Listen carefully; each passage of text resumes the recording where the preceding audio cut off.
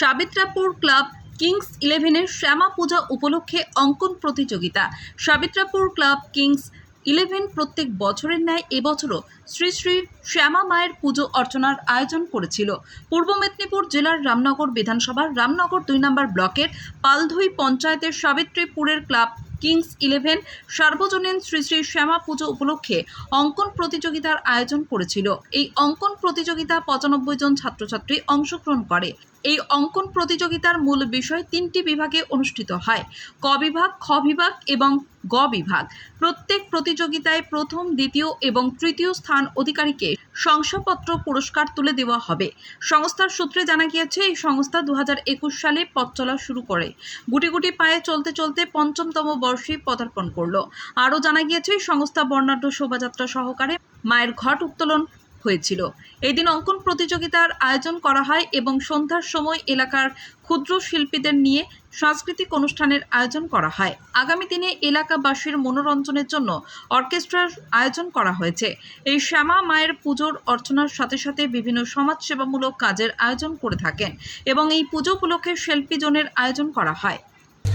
আমাদের বিগত বছরগুলির নেই, এবছরও আমরা সেই একই রকম অনুষ্ঠান রেখেছি। মায়ের পূজার্চনার পূর্বে আমরা একটা মহা সমারোহে ঘটোত্তোলন করে থাকি। সেটা গতকাল হয়ে গেছে। আমরা দুটো ব্যান্ড পার্টি, মিউজিশিয়ান দিয়ে প্রায় এলাকার 500-এরও বেশি মানুষজনকে নিয়ে আমরা লালুপুল পর্যন্ত গিয়ে ওখানে আমরা ঘটোত্তোলন করেছি। একেবারে হিন্দু শাস্ত্র মেনে, ব্রাহ্মণ পুরোহিত রেখে সারা রাত ধরে মায়ের পূজার্চনা হয়েছে। আজকে আমরা বিকাল 3:50 থেকে আমরা শুরু করেছি ড্রয়িং কম্পিটিশান, একেবারে শিশু থেকে ক্লাস 10 পর্যন্ত ছাত্রছাত্রীদের নিয়ে। এগুলো আমরা প্রত্যেক বছর করে থাকি, এবছরও করছি। আমাদের ইচ্ছা ছিল এবছর একটা রক্তদান শিবির করার মতন, কিন্তু সেটা হয়ে ওঠেনি। আমরা ওখান থেকে ডেটটা পাইনি, মানে এই ডেটে পুরো রিজার্ভ আছে। আমরা চেষ্টা করব পরের বছর যাতে আগে থেকে যোগাযোগ করে ওটা করতে পারি। সন্ধ্যার সময় আমাদের এই পুজোটা যে স্কুল মাঠে হচ্ছে, সেই স্কুলের বেশিরভাগ ছাত্রছাত্রী, এছাড়াও পাশাপাশি কিছু ছাত্রছাত্রীদের নিয়ে একটা সুন্দর ড্যান্স প্রোগ্রাম আছে। তার মাঝে ছোটদের কবিতা আবৃত্তি আছে, এগুলো রয়েছে। তারপরে আগামীকাল আছে আমাদের উড়িষ্যা থেকে একদম তারা নাম করা ড্রিম ইভেন্ট বলে একটা সংস্থা আছে, ওরা ড্যান্স প্রোগ্রাম করে থাকে। ছোট বড় সবাই বসে দেখতে পারবে। আর এখানকার যে মানুষ, রুচিশীল মানুষ, তাদের যে রুচিটাকে সম্মান দিয়ে আমরা সেইভাবে প্রোগ্রামটা করে থাকি। পরশু দিন আছে আমাদের প্রিয়াঙ্কা ড্যান্স গ্রুপ আছে, সেও খুব সুন্দর অনুষ্ঠান হয়। আপনারা আসবেন, সবাই দেখবেন। খুব সুন্দর অনুষ্ঠান হয়, যাতে সবাই দেখতে পারে বসে। শালীনতা বজায় রেখে অনুষ্ঠানটা করা হয়ে থাকে। এখানে প্রসাদ বিতরণ আছে, মায়ের প্রসাদ বিতরণ হবে পরশু দিন। প্রায় 1000-দেড়েক মানুষের একটা খাওয়া দাওয়ার ব্যবস্থা করা হয়েছে এখানে। তারপরে হিসাব একটা হবে, যদি টাকা পয়সা বাঁচে তাহলে একটা ভাসান হবে। আর টার্গেট রেখেছিলাম 100-র মতো, কিন্তু সেটা হয়নি, প্রায় 95-এর মতো হয়েছে।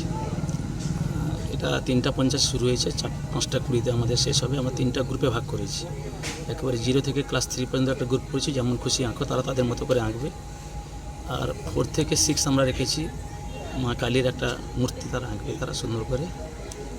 আর 7 থেকে 10 আমরা রেখেছি। এবছর আপনারা জানেন একটা কাল যে ঘটনা ঘটে গেছে, আমাদের যে অপারেশন সিঁদুর, সেটাকে আমরা সামনে রেখে আমরা অপারেশন সিঁদুরটাকে আমরা তুলে ধরেছি।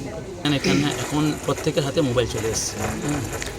এখনকার যুগ তো ডিজিটাল যুগ, ছোট বড় সবার হাতে মোবাইল চলে এসছে। তারপরে আমাদের রাজ্যের মুখ্যমন্ত্রী মমতা ব্যানার্জি, সেও তো বুঝতে পারছেন ক্লাস 10-12 ছাত্রছাত্রীদেরও মোবাইল দিচ্ছে। তো মোবাইলটা এখন অ্যাভেলেবেল হয়ে গেছে।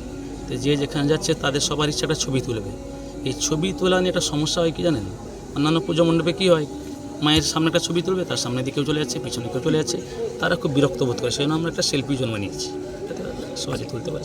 সমাজসেবামূলক আমরা এলাকাকে যাতে পরিষ্কার পরিচ্ছন্ন থাকে, তার জন্য এই ক্যানেল পাটা দেখুন মাঝে মাঝে খুব নোংরা হয়ে যায়, ওগুলো কেটে কুটে পরিষ্কার করে স্যানিটাইজ করার ব্যবস্থা করি। হাইজিনটাকে আমরা বেশি গুরুত্ব দিই সবসময়। আমাদের আপনি যদি ঘুরে দেখেন, দেখুন সব জায়গায় একটা হাইজিনিক সিস্টেম আমরা মেনটেন করি। আমাদের এখানে কোনো নোংরা আবর্জনা যাতে কেউ না ফেলে, বা খাওয়ার পরে যাতে সেই যে তাদের যে উচ্ছিষ্ট নির্দিষ্ট জায়গায় তারা ফেলে, সেই ব্যবস্থাটাকে রাখি। এছাড়া আমরা এলাকায় যে টিউবওয়েলগুলো আছে, সেগুলো নিয়মিত যাতে জল পরীক্ষা করা হয়, সেজন্য আমাদের ক্লাব সদস্যরা ওরা জল সংগ্রহ করে পঞ্চায়েত থেকে নিয়ে গিয়ে ওরা ওটাকে করে।